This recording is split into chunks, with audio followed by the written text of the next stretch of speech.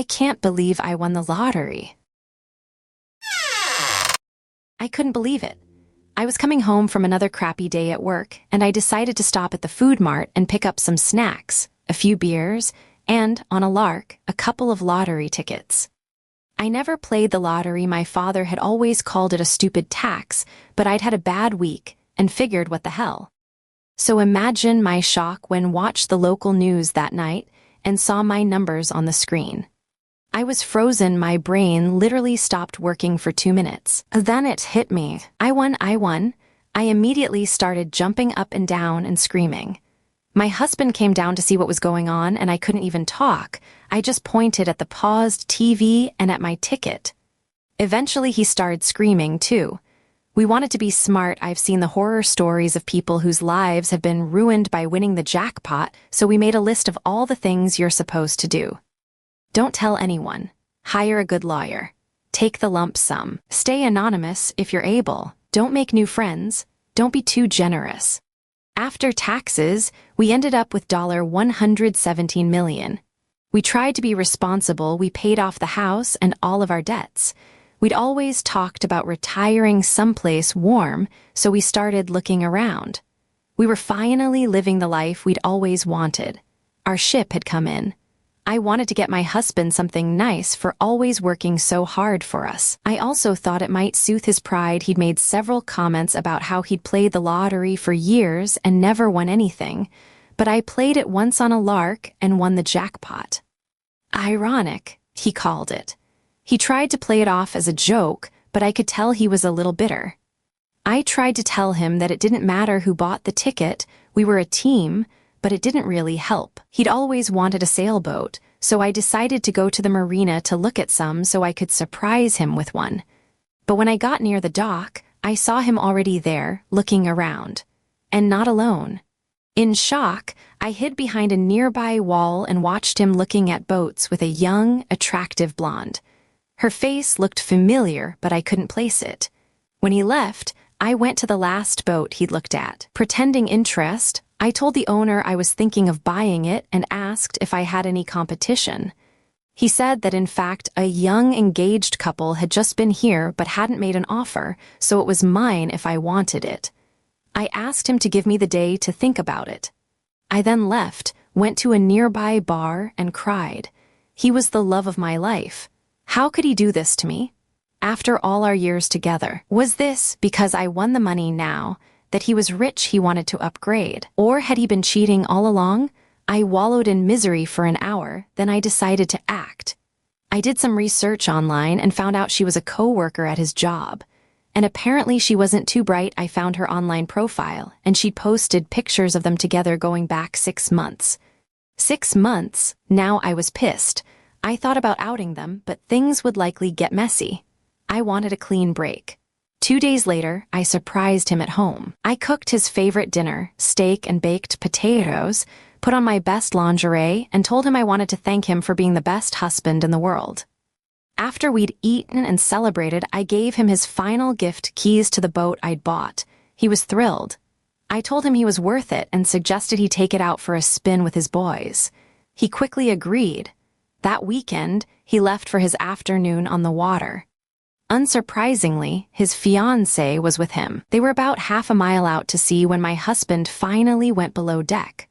Unfortunately, I couldn't see below the deck from my hiding space, even with the binoculars I'd brought for the occasion.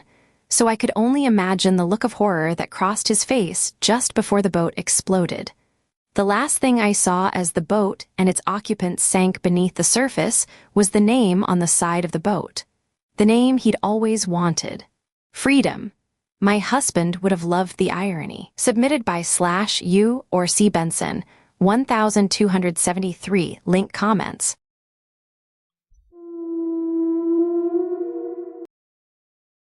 She begged me to turn it off. A cold light blanketed the room. My girlfriend sat beside me, gripping a pillow. Her breathing grew uneven as her eyes ping-ponged between me and the TV. On it, a nightmare played, a grainy image of a room with a massive wardrobe. Its warped wood absorbed the light, and something dark pooled beneath it. From behind the wardrobe, A serpent-like head emerged, its scales blacker than the depths of the ocean on a moonless night. Its face remained turned away, focusing elsewhere. Even without its gaze, its suffocating, oppressive presence filled the air. I glanced at my girlfriend. Her unease turned to fear as the thing just idled there, still as stone. It made darkness look bright, an impossibly vivid silhouette without a light source. She whispered, "Turn it off," her hands shaking as she reached for, fumbled, then dropped the remote. "Please, I don't like this." The thing snapped its head toward us, then the perspective lurched forward in a disorienting zoom, centering on its molten red eyes. She screamed, her expression twisting into raw terror. Tears streamed down her face. "It's looking at us. We're going to die. Please, just fucking asterisk turn it off." It alternated between staring at us and glancing toward the screen's edges, as if probing the digital barrier between it and us. Her body convulsed as she clawed at her face, nails dragging bloody lines across her cheeks. "It's here," she screamed, her voice rising into hysteria. It began slamming its head against the screen as she howled in terror. Now, turn IT off now." Her voice dissolved into primal cries. "Oh fuck, oh god, oh goa." Then she went still, her carved, bloodied face contorted in despair. I couldn't move either. I couldn't speak. I was hollowed out and dragged back to the irrational fear of childhood monsters lurking in long-forgotten closets. A final slam and the screen went black. I woke with a sharp intake of breath. Our bedroom was dark except for the static on the television. My girlfriend stirred, then rolled toward me. "Babe," she said groggily. Her voice pulled me back from the brink of pure terror, but only briefly. I didn't answer. My eyes had locked on the wardrobe in the corner, its door slightly ajar, a pool of blackness spreading underneath. Asterisk, we don't own a wardrobe.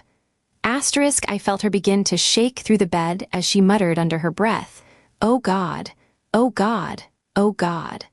Submitted by /U or horror enslaved link comments.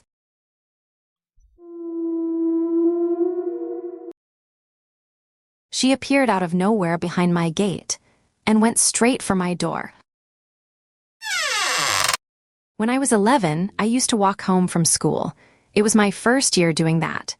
To get to my front door, you had to go up a set of stairs, and before that there was a small gate. I lived, well, at the time, at the end of a long driveway. I'm French, by the way. That day, I opened and closed the gate like usual, went up the stairs like usual, and had just taken out my key to unlock the door when suddenly an old lady appeared, pressed up against the gate behind me. To this day, I don't know if she had followed me or if she had been hiding somewhere near my house and came out when she saw me. I hadn't noticed anyone behind me while walking, but I wasn't paying that much attention either. And there's only my house at the end of the driveway. She couldn't have come from somewhere further down. She asked me if she could go pick apples in my garden. It might sound harmless, but the way she appeared made me immediately suspicious. I honestly admire my 11-year-old self, because I told her I would go ask my father and come back to tell her. The thing is, no one was home. I opened the door and locked it behind me. Very quickly, too quickly, I saw the front door handle move. She was trying to open my door, probably thinking I hadn't locked it. The time between me entering the house and her trying the door was so short that it means she didn't wait even a second behind the gate. The moment I went inside, she came up, opened the gate, and climbed up the stairs. And honestly, trying to open someone's door instead of waiting for them to come back is already extremely suspicious. That's when all my instincts were confirmed. I panicked and went to hide in the basement. As I was going down, I heard hard knocking on the door. I was shaking. She was just an old lady, but who's to say she wasn't armed, or even that she was really that old? What if it was a disguise? I hid inside a couch in the basement, lights off. After a while, I came back upstairs.